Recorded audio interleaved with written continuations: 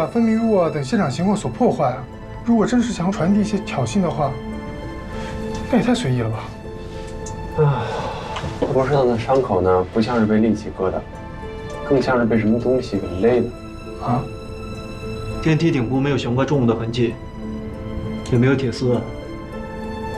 这电梯里边现血液痕迹啊，血液喷溅出来，完全没有任何的阻碍物。当时电梯里边应该只有他一个人。去监控室，这个案子不简单。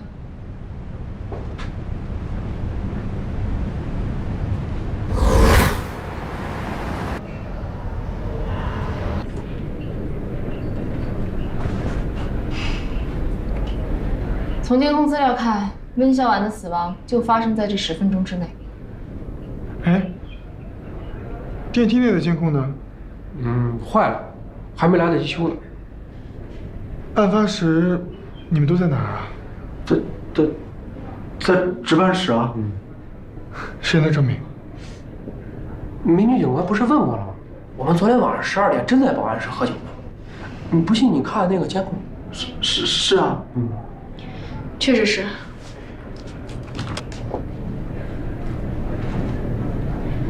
那3分钟内各个楼层有出入的吗？我反复确认过，没有。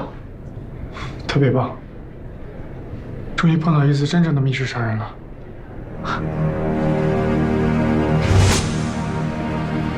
电梯杀人是密室杀人的一个子类型，但是操作难度太大了。目前中国20年没有一个值得研究的案例。不过电影嘛，倒是有一部叫《电梯里的魔鬼》。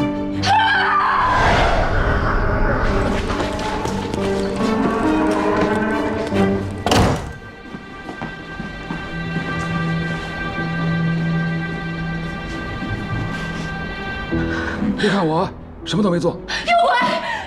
站着的，电梯里站着的鬼。什么？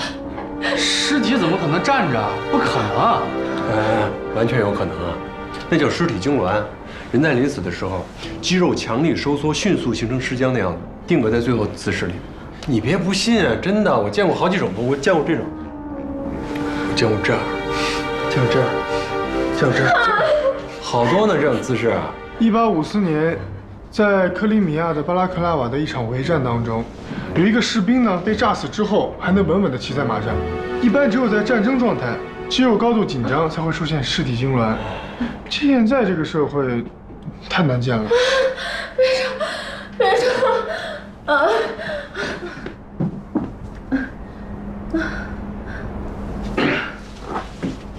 没事儿，肾上腺素飙得太快了，导致脑供血不足，稍微休息就好了。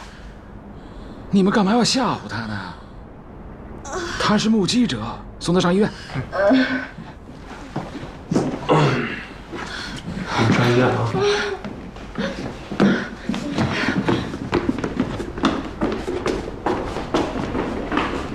密室杀人的方法呢有8种，我们来一一排除啊。第一种呢就是遗失，从出血量来看，这不可能是遗失。见血的最高点在电梯顶部，必须有血压的情况下才能够见得上去。啊，那么还有第2种方法，就是使用。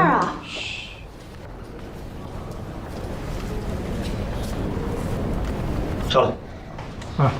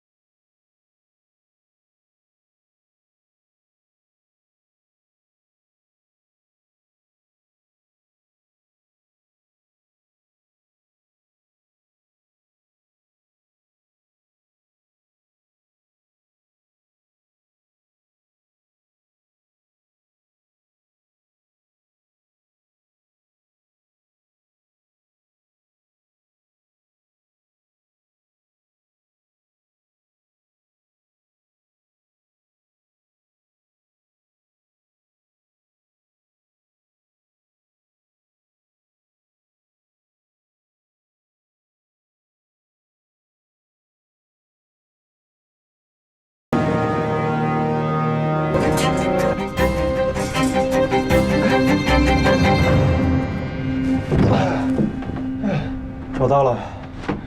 啊！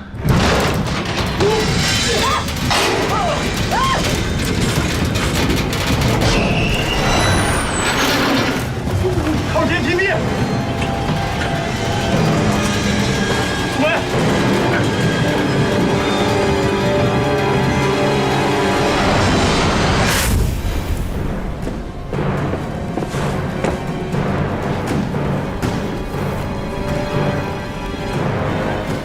有轨电梯呢。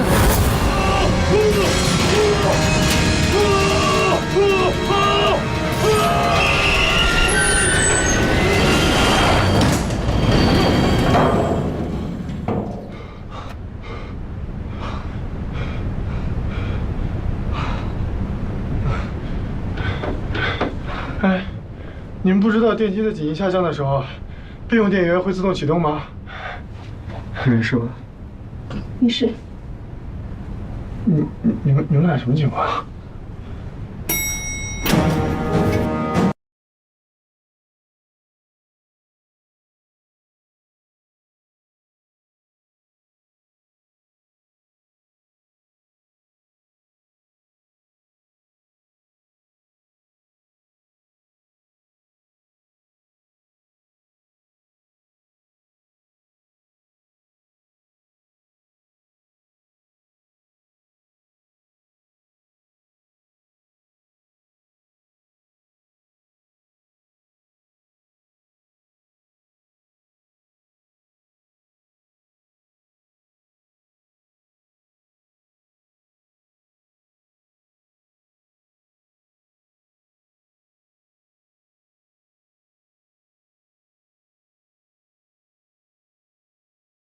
工具呢？就是这条项链。假设是需要验证的。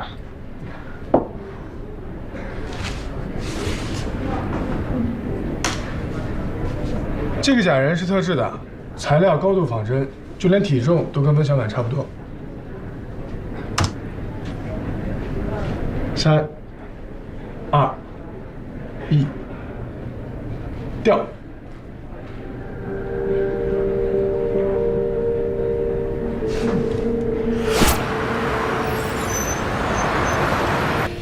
这个温小婉平时很孤僻，她的手机联络人居然不超过20个。和她联系最频繁的是她的男朋友杨子，每天平均有30个以上的电话。依赖型人格障碍，最头疼了。而这种杀人的手法完全可以一个人独立完成，他也很有可能是自杀的。这是他的淘宝记录，3天前还订了一堆吃的，货还没到。如果你是一个吃货，自杀之前你会留下这么大的遗憾吗？我就不会。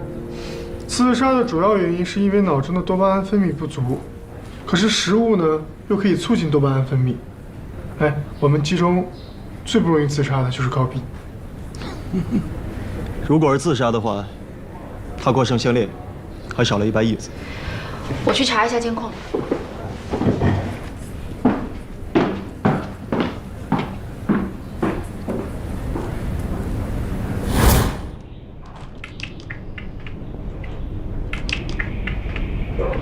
要不然你出去会儿吧，我工作的时候不习惯有人看着。我说什么话令你不高兴了吗？哦，还是我忘了低调啊。你是忘了要闭嘴。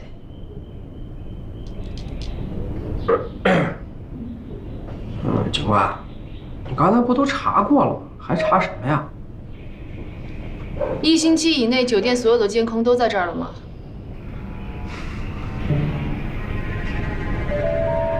哎，你很冷吗？是厉鬼，厉鬼来索命了。什么？哎，警官，其实你查了也白查，因为这根本不是人杀人，是鬼。古老的诅咒又生效了，现在又一个祭品出现了。祭品？这座酒店是建在一座古墓的上面，我们现在所站的位置，下面埋的都是尸骨。我们老板为了钱，把人家墓都掘了。哎，现在真是报应啊！哼，真是可笑啊！这个社会了，还有那么多人迷信。哎，报应和命运的必然性，你有论证吗？酒店刚开张的时候就有人跳楼，当时那个死者穿着一身红色的衣服，现在变成厉鬼，终于来索命了。有效信息为0。老祖宗说过，阳宅要是建在阴宅的宅基上，则是五鬼六煞之地，里边的住户多半都会横遭恶。安静。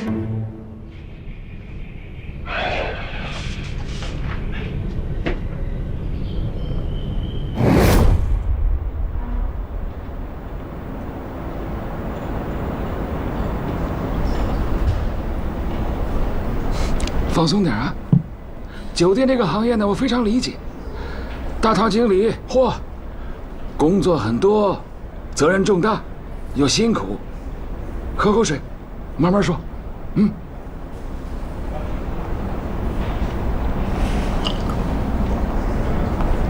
有鬼！酒店里有鬼啊！是啊，我一进来就觉得这里风水不太好。晚上明明走廊没有人，却能听到嗡嗡的说话声、笑声、闹声，还有好几次我值夜班，晚上去上厕所，一出门看到有一个人打着一把黑伞在走廊里走来走去。有一次我都不敢出厕所门，在厕所躲了一宿。那既然是这样，为什么老板不找人来看看呢？不知道，我要辞职，我要辞职。好，那你辛苦了啊。好好休息2天，如果想到什么了，就告诉我们，好吗？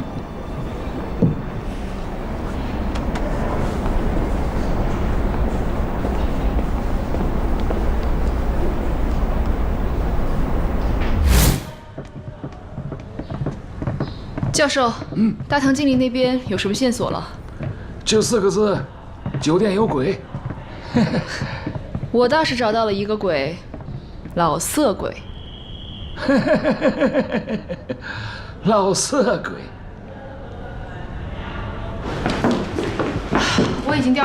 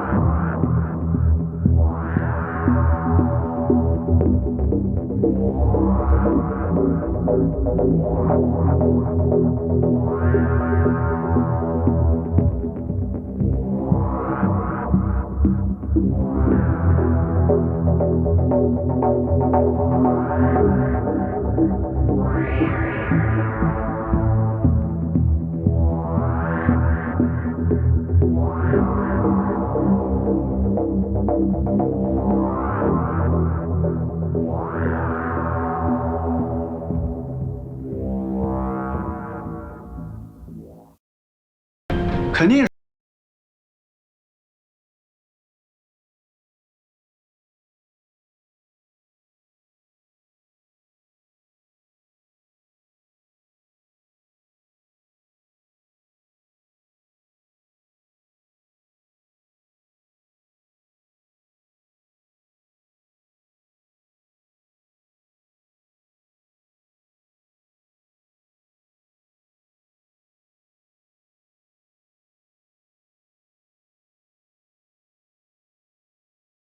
所有的状况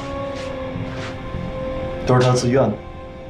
哎，他是个老板，开房应该不用经过前台啊。说不定这个房间就是他自己开的。房间是他自己开的，衣服是他自己穿的，绑也可以是他自己绑的。但是这个被抽，应该不是他自愿的吧？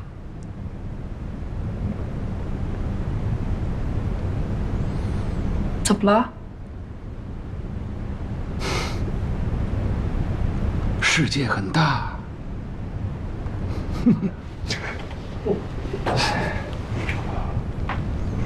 哎，这也太奇怪了吧！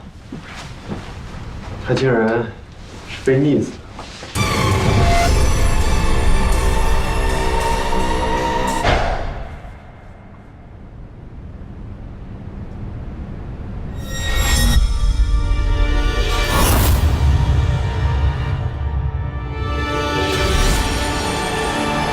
后边，嗯，你帮我看一下这上面的东西，是不是指甲油？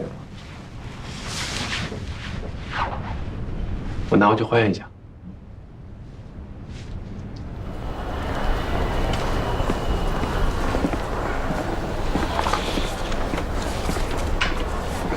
哎，医生，里面好了没？你看病吗？我不看病，我是说里面的病人。病人早走了呀？啊？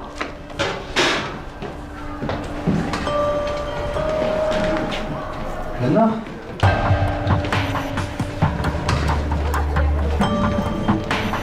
喂，他不见了。啊！喂！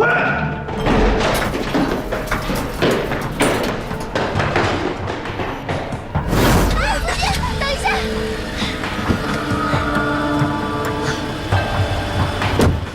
停车！师傅，快点快点！这一变态，他追着我，我车费是双倍。司机开门！走啊，师傅！哎，别给他开，师傅！我是警察。他骗人的，师傅，你快走啊！这是他的耳钉，你看。朱姐，你们俩玩呢？没有，师傅，你别信了他。啊！这事儿你知道吗？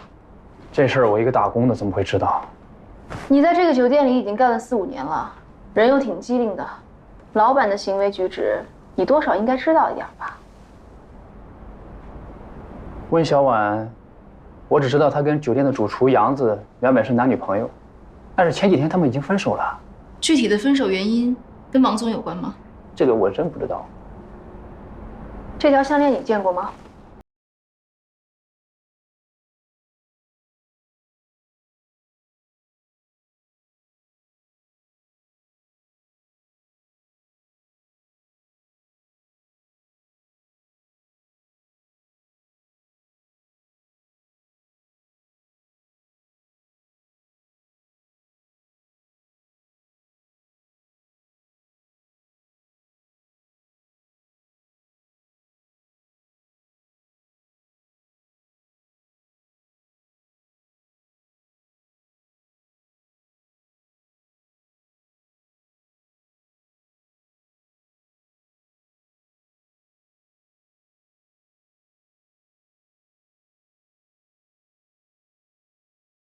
王金来，你昨天晚上的客人。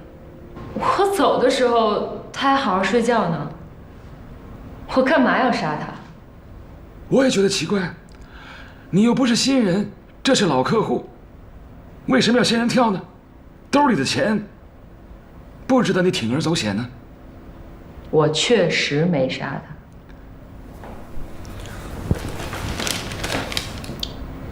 这杯子上面有你的指纹，经检测饮料里面有安眠药，是你在他洗澡的时候放进去的。反正我走的时候他正打呼噜呢。那天他有点暴力，我心情不爽。我知道他有吃安眠药的习惯。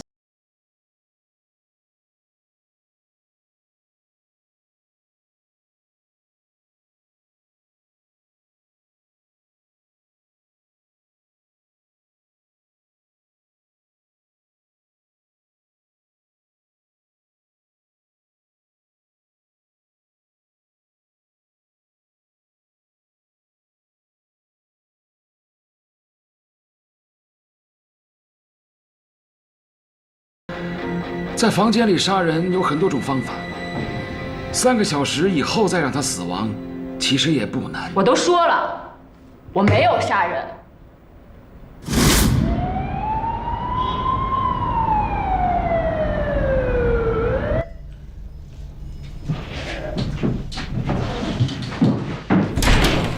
教授，杨子找到了，但是他喝得很醉，请再问吗？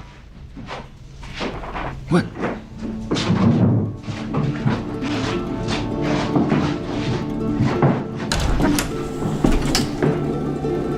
华龙找到他的时候就已经这样了，据说已经3天了。看来是真醉了。哎，你的酒。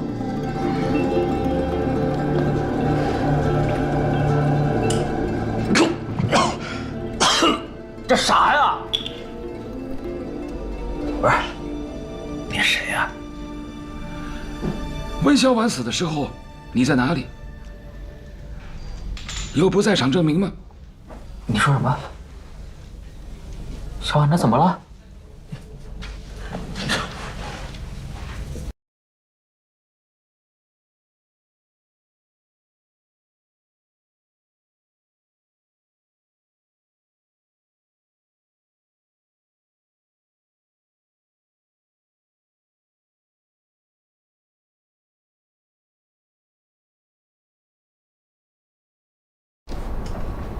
你谁呀？你好，我是警察，打扰一下。我没犯法。我知道，我知道。哎，我问您一下，您昨晚有没有听见隔壁有一些奇怪的声音啊？昨晚，哎，我什么也没听见。哎，我方便进去一下吗？凭什么呀？这是我房间，我有隐私权的。你等会儿。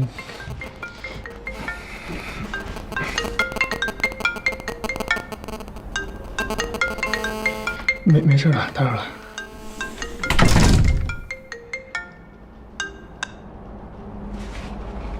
喂，温小婉家找到了。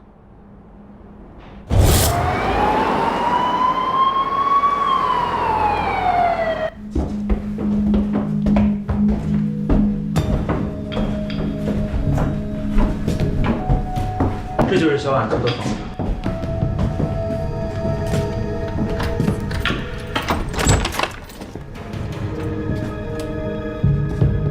稍等，有可能是跳闸了。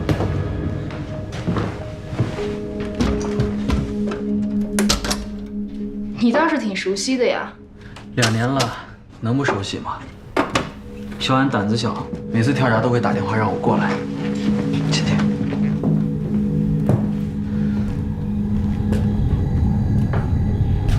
昨天晚上12点的时候，小安打电话给我，让我去他的酒店。我怕他继续纠缠我，就应付跟他说等会儿过去，然后继续喝我的酒。没想到他可能是在向我求救。他还说了什么？他还说，记住我。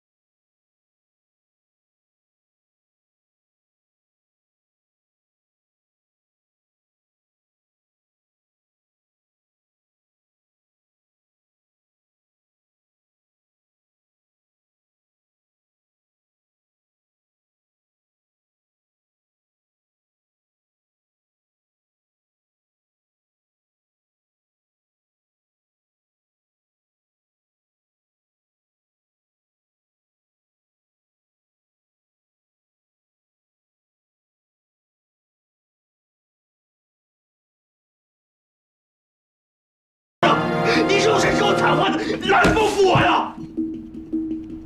你知道小婉一直求的是什么吗？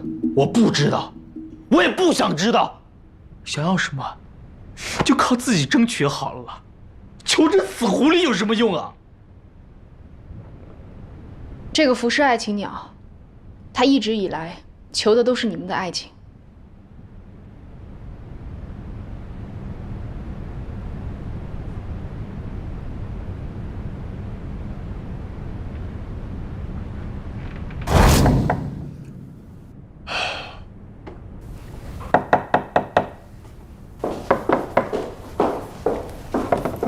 你好，怎么了？能不能帮我再开一下1419的门？这间房间的空调你不是已经修过了吗？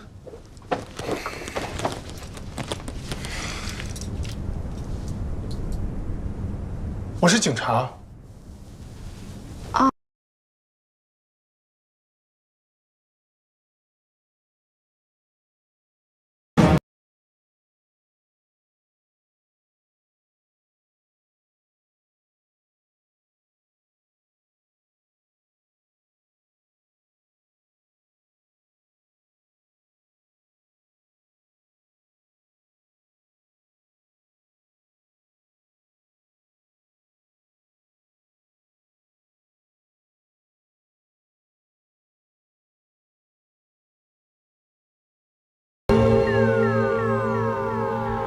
目前看来，杨子和钟贤都没有杀人动机。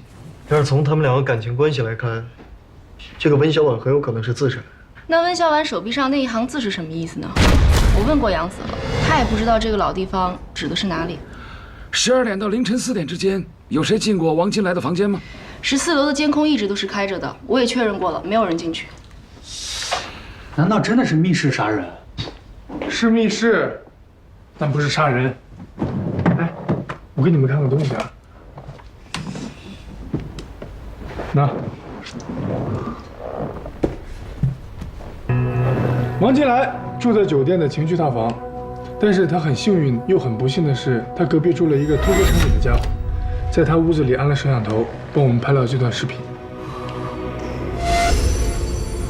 摄像头对着床，果然看见王金来被钟贤绑在床上，穿着女装挣扎。接下来，钟贤走了。王老板，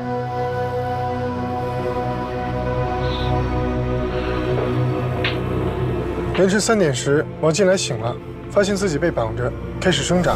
挣扎的过程中，脖子上的铆钉扎破了水枕头。由于他面朝下被绑着，鼻子很快就陷进了水里，然后慢慢的把自己淹死。我明白了，这也太扯了。而且王金来如果不是被杀的话，温小婉自杀的可能性就很大。但是2个人在同一天都以这么奇怪的方式死于非命，这也太巧了吧？宇宙的诞生本来就是一个巧合，它是由无数个亚原子离子、无数次撞击产生的。哎，你们不信啊？还有椅子的问题，温小婉到底是怎么把项链挂在横梁上的？这个视频一看就是突然中断的，这不是自然老化现象，这是人为破坏的。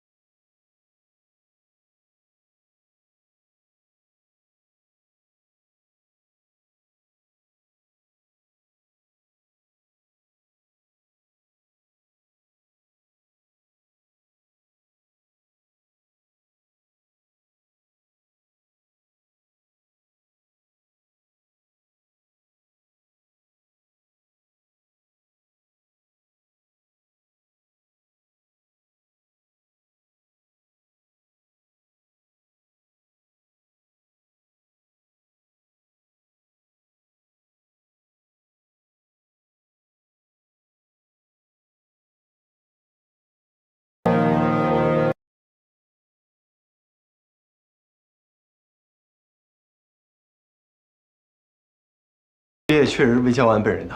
那监控就是他自己剪断的。可是也并不能证明是他自杀呀。一个生活当中只有男朋友的女人分手了，她为了让她的男朋友永远记住她，就在她男朋友每天都会经过的电梯里自杀了。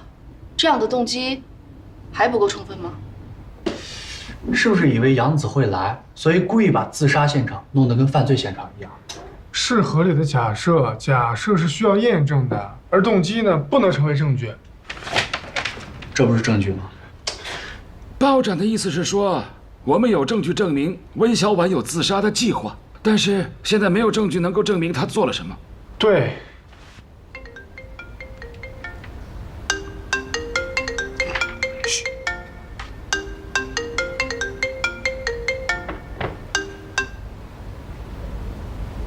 喂，救命！什么情况？你在哪里？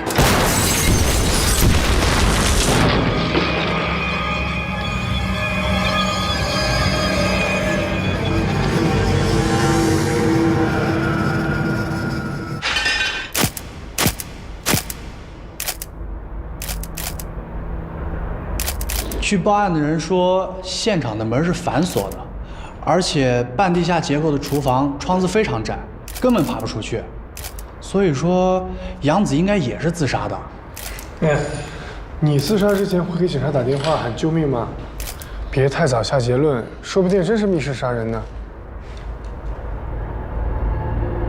煤气管道断口异常的平整，应该是人为剪断的。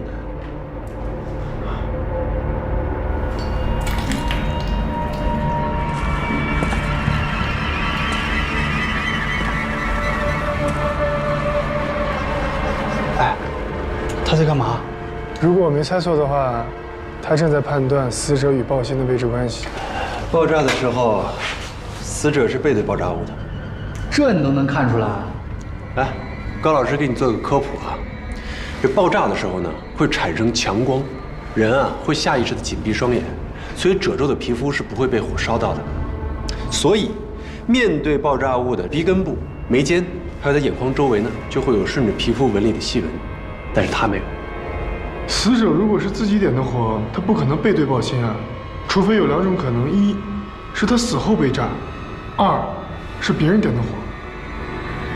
那如果是别人点的火的话，煤气的爆炸速度那么快，现场怎么没有其他尸体？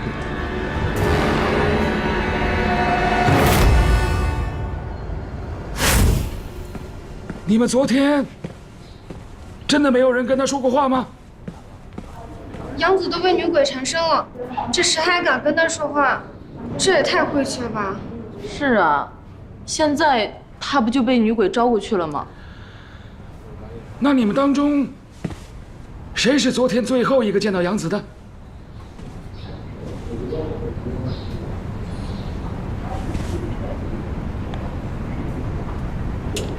是我。以我们刑侦学来讲，有一个定理。最后见到死者的，通常都是嫌疑最大的。不关我的事。昨天他在食堂就不对劲了，两只眼睛都没有神了，就像被勾了魂一样。哦，你观察的还挺仔细的啊。我也不愿意，谁让我跟温小婉同一间办公室，他又要去收拾温小婉的遗物，哎，真是晦气。他帮他收拾遗物，是想好好处理死者身后的事情。那干嘛要自杀呢？你最后跟他说了什么？我什么都没说，他一进来我马上就出去了。他自己收拾到一半，突然跑出去，可能跑去厨房自杀了，跟我没有关系。收拾到一半，那遗物在哪儿？能确定的是，死者确实是被炸死的。从他胸口的出血量可以判断，他的主动脉弓应该被割断了。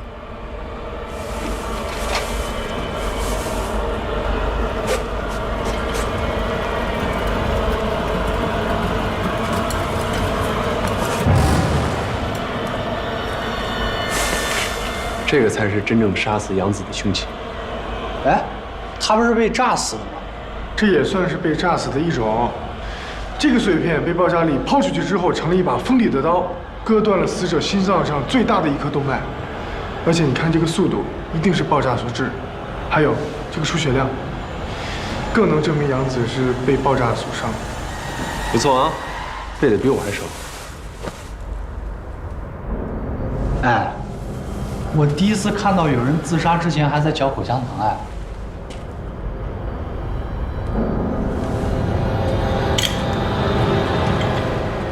如果死亡是因为爆炸，那么这场爆炸就一定不是一个意外。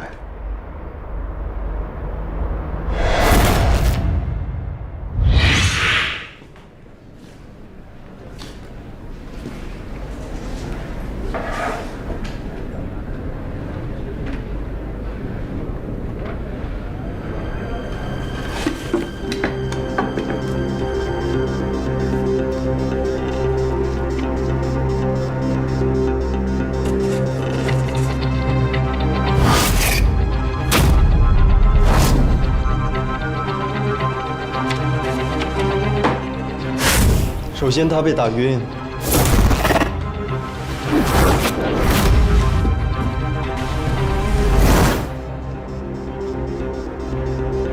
然后凶手制造了爆炸，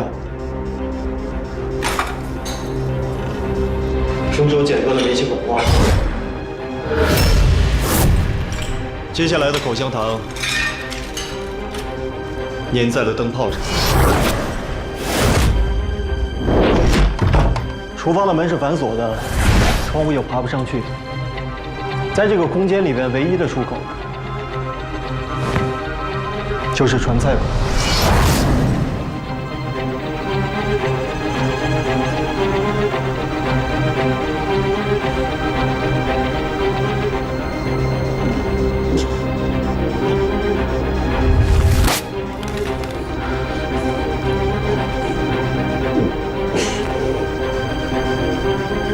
救命！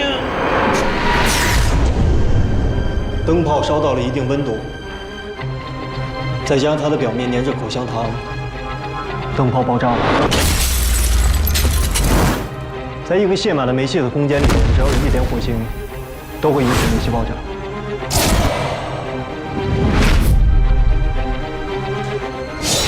他就是这么死的。口香糖上的 DNA 经过高温灼烧，是不是已经检测不出来了？那肯定检测不出来的。目前我们只能简单的判断凶手的体型偏瘦。以传菜口的斜线对角线为最大参照物来讲，他的臀围应该不超过90公分。那就排查酒店内的所有员工。你为什么会认为是酒店内的员工呢？那你的意思是说，杨子的死跟温小婉和王金来都没有关系，是吗？他们的死因都已经确凿了，你为什么会认为三者的死是有关联的？其实往往越简单的事情越没有那么简单，你越不想发生的事情才最容易发生。小朋友，你要不要回去看个电影？哎，好了好了好了，最后的结果还是要看我的尸检报告。OK。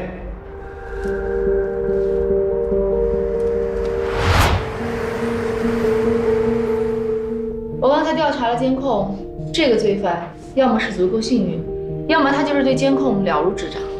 我觉得后者更靠谱。概率小，不代表不可能发生。可是我还有一个发现，你们想知道吗？看来不是从酒店监控录像里找出来的。我们要感谢1419的偷窥狂，他给了我们不少证据。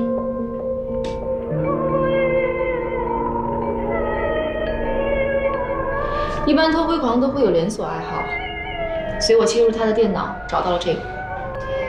他把监听器安在了窗户旁边，所以天井里的声音全部收进来了。能从敲击的声音里面判别出敲击的材料吗？我不懂声学材料，但是有人懂。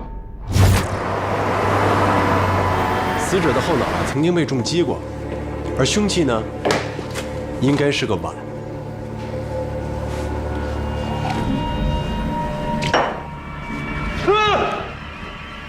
我跟你说，这个距离这碗肯定碎。陶瓷碗肯定不行吧？那如果要是金属碗呢？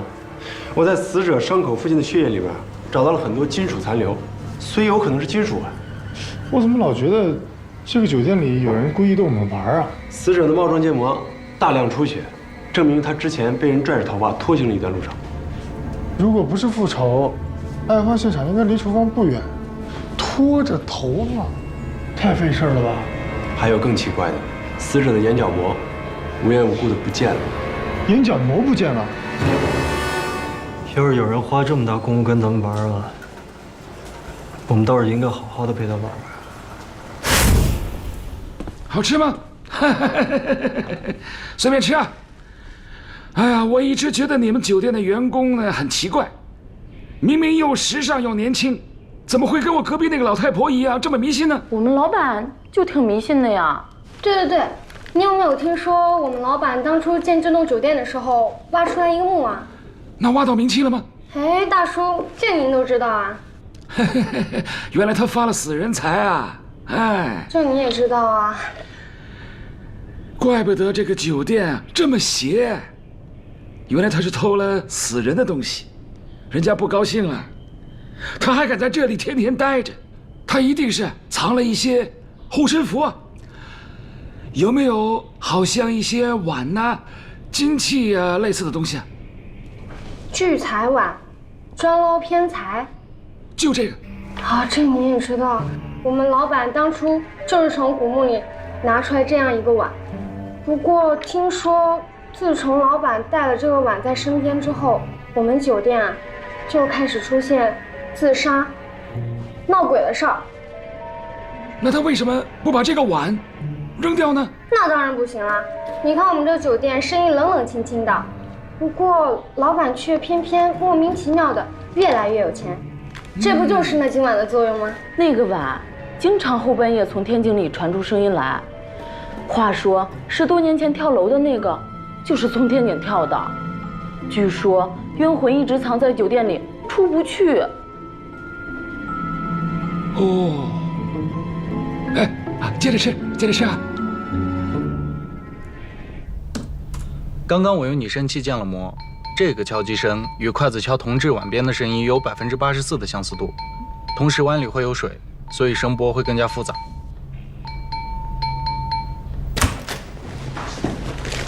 是不是这个？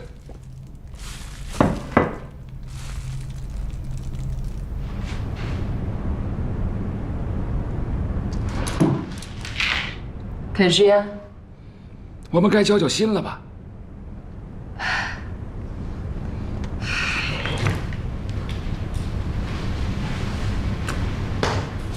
我要判几年啊？那就看你配不配合了。你被抓来的时候呢，我们搜过你的包，但是我的同事没有想到，你包里这个碗有什么特别的含义。你能不能告诉我，酒店里面还有谁有这样的碗？别人要是有，我还费那么大劲干嘛？我和王金来那个老变态是有过几次交易，他随身带着这个金碗。有一次他高兴了，就告诉我，这碗是几百年的古董。其实这个是仿古镀金的铜碗。不可能，我是亲手从他随身携带的包里掏出来的，不可能会错的。除非，是不是你们办公室里有人调包？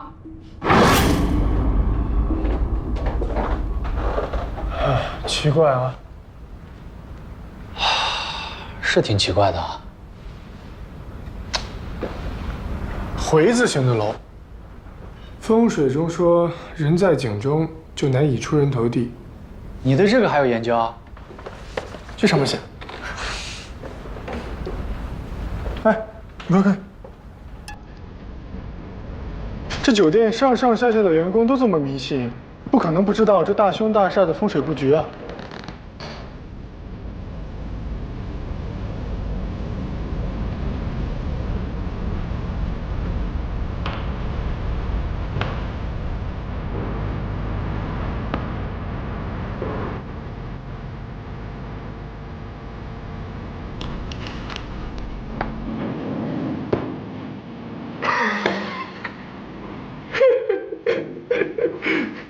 你傻笑什么呢？哎呀，这本书啊，应该叫《笑破大全》。我给你看一条啊，特别有意思。猫头鹰飞过屋顶，屋内必有大凶。怪不得活狗窝子死了这么多人。你这书哪来的？温小婉的遗物啊。哎，奇怪的是，这本书没有出版字号，也就说明这本书是私自印刷出来的小册子，可能是某个人送给他的。这个字啊，这个字我鉴定过，跟温小满手上的字一模一样。那就是说是有人在他的手上写了这几个字。这个我不知道啊。哎，我有一个办法，我们就用这个见鬼使法，把温小婉的魂儿勾出来，问问他，啊？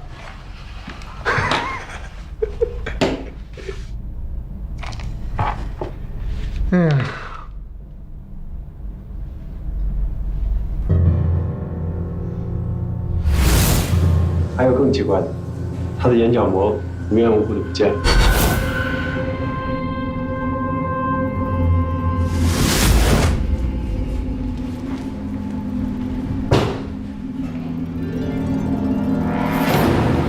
凶器找到了？没有，凶器不是这个。难道真的被调了包？当了这么多年警察了，第一次有人从警方的眼皮底下偷警方的东西。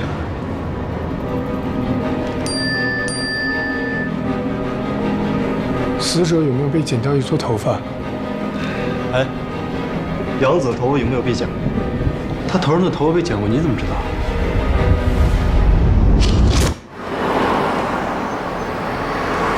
所谓见鬼使法，第一条，在黑暗中找到一个盛满水的碗，敲。这几天都没有下雨，怎么会有人把烧纸烧到一半又把它浇灭了呢？除非是他一边在烧纸，一边拿着一个盛满水的碗，他在招魂。然后呢？将死人的头发放在枕边。第7条，装上死人的眼角膜。太残忍了。第9条，穿着黑衣服站。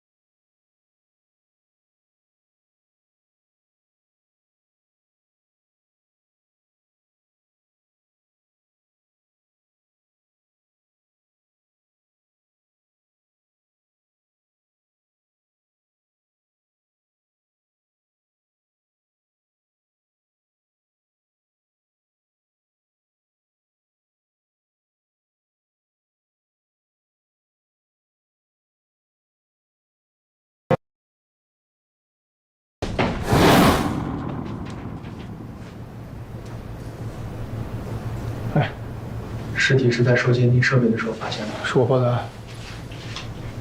死亡时间基本可以确定了，比杨子晚，应该在凌晨6点钟左右。致命伤就是他额头撞击伤，凶手应该是抓着他的头，狠狠地撞在了这个桌的桌角上面。凶手是撞了很多次才把他撞死。现场的指纹呢？除了死者的，没有发现其他人的。凶手应该是戴着手套的。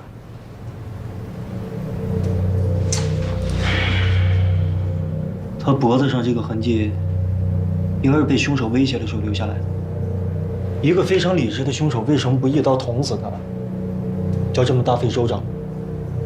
这种杀人方法是有它特殊意义的。我记得1974年，在美国加州的旅店里，曾经有一名妇女吞吃丝巾而死。为什么呢？就是因为他父女和情人约会的时候，脖子上系了一条颜色非常奇怪的丝巾，他就会认为，情人之所以拒绝他，就是因为这条丝巾，悔恨加羞辱感，导致他吞掉丝巾，卡住喉咙，窒息而死。你的意思是说，这个木桌子有特殊的意义？嗯。其实我早就觉得这个旅店奇怪了。徐淼，48岁，离异多年，在1419房住了半年。来 ，Coffee time！ 谢谢。那，你的咖啡。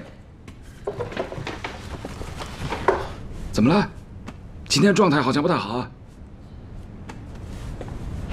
这4个死者没有任何的关联，从现场的情况来看，不是专业犯罪。现在没有明确的线索。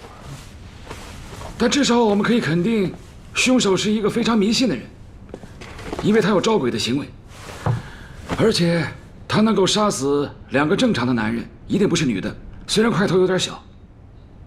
但是现在我们什么都确定不了啊，没有证据就不可以并案处理。先从死者的人物关系入手看看吧。1419的房门没有被外力破坏的迹象，而死者呢又习惯常年挂着安全栓。就算服务员有房卡，也打不开他的门。能让他开门的，一定是他最要好的朋友。我去查一下他的通话记录。哎，等等，还有这个，这是我在他枕头底下发现的。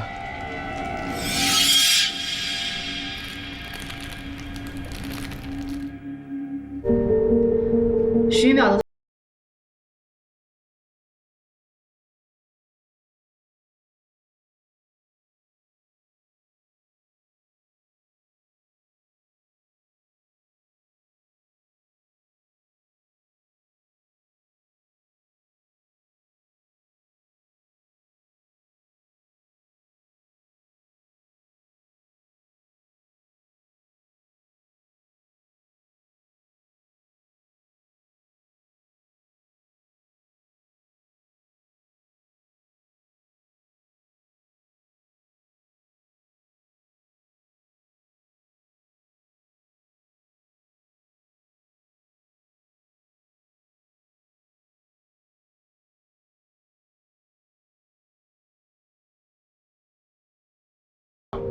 不，重点是他每天晚上都一样。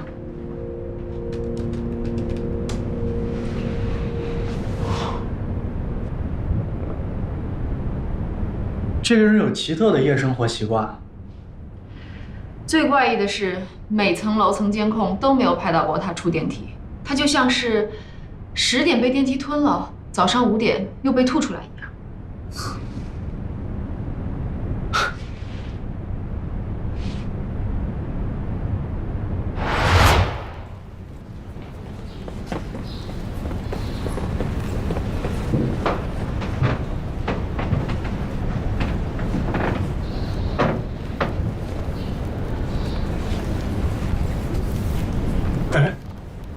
这个电梯怎么坏得这么频繁？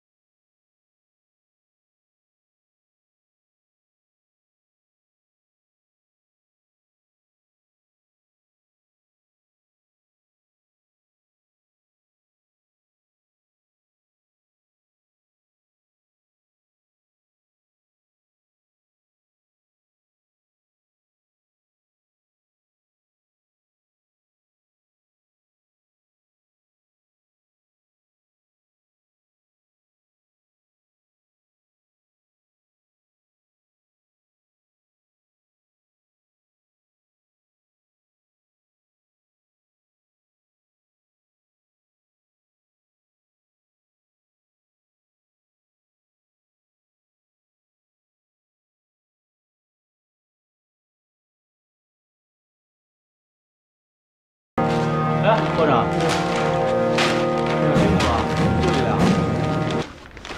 谢谢啊，我不吃这个。啊？这上面很多防腐剂的，影响智力。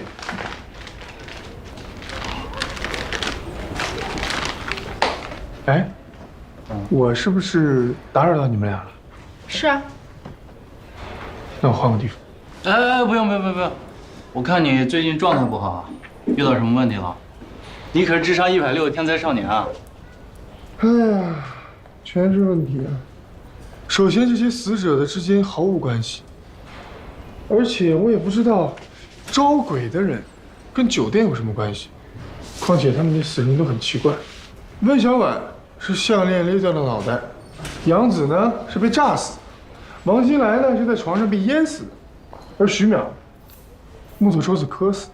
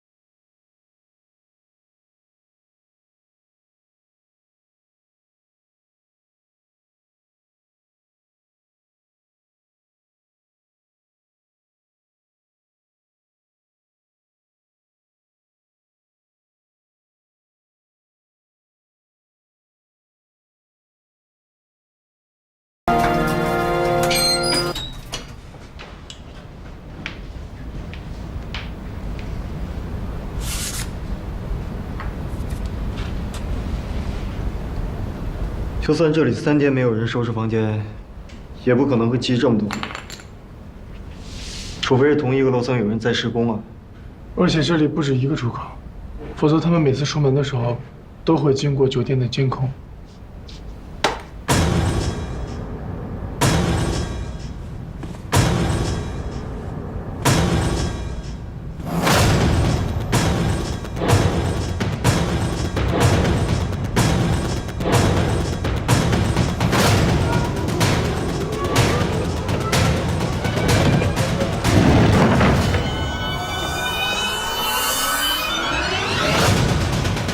首长，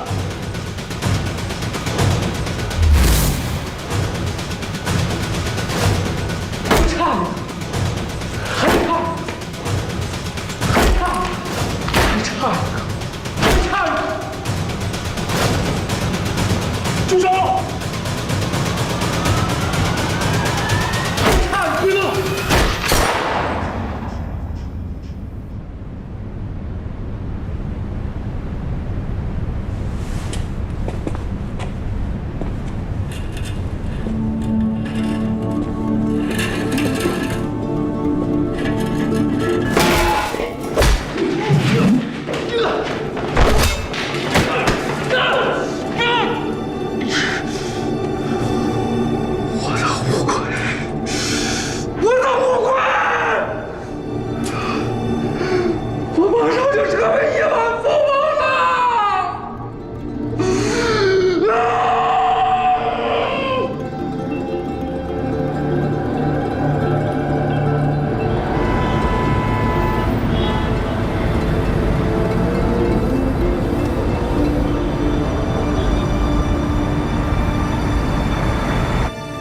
是，那天晚上跟他说过一些事情，他不听啊。我承认。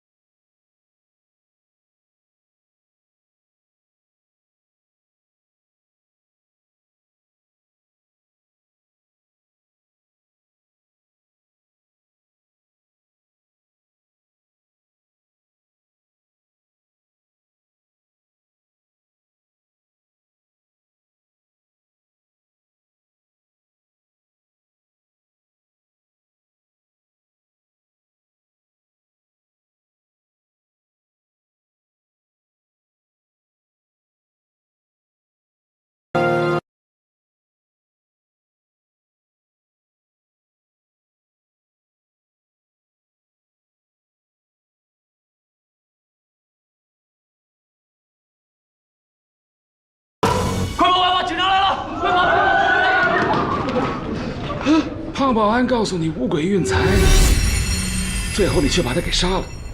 是，我是把他杀了，但是我绝对不会亏待他。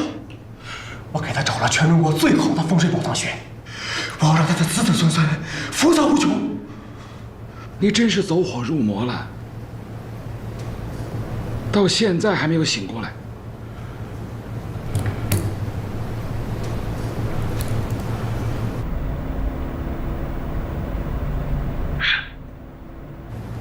反正有钱才是王道。我曾经找过一个高人给我算过，他说我这辈子命特别好。